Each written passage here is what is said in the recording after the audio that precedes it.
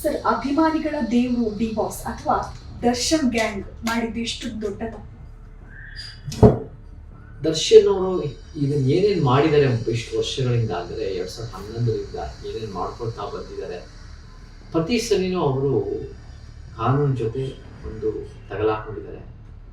ಅವರು ಒಂದು consistent pattern of ಅನೈತಿಕ ಮತ್ತು ಕಾನೂನು ಬಾಹಿರ ಕೆಲಸಗಳನ್ನು ಅವ್ರು ಮಾಡ್ಕೊಂಡು ಬಂದಿದ್ದಾರೆ. ಬಹಳ ಬೆನಿಫಿಟ್ ಹೀರೋ ಬಂದಿರುತ್ತೆ. ದುಡ್ಡಿನ ಬೆನಿಫಿಟ್ಟು, ಬಿಲ್ಡಪ್ ಬೆನಿಫಿಟ್ಟು, ನಿಮಗೆ ಅಭಿಮಾನಿ ಬಳಗ ಬೆನಿಫಿಟ್ಟು, ನಿಮಗೆ ಪ್ರಚಾರದ ಬೆನಿಫಿಟ್ಟು, ನಿಮ್ಗೆ ಎಲ್ಲ ರೀತಿ ಒಂದು ರೀತಿ ಈ ವ್ಯವಸ್ಥೆಯಲ್ಲಿ, ಈ ಸಮಾಜದಲ್ಲಿ ನಮಗೆ ಎಲ್ಲ ರೀತಿ ಬಿಲ್ಡಪ್ ಸಿಗ್ತದೆ ಆ ವ್ಯಕ್ತಿಗೆ. ನನಗೂ ಅಂಥದ್ದಲ್ಲಿ ಆ ಒಂದು ಅಸಮಾನತೆಯಲ್ಲಿ ಅನ್ಯಾಯದ ವ್ಯವಸ್ಥೆ ನನಗೂ ಸಿಕ್ಕಿದೆ ಬಿಲ್ಡಪ್.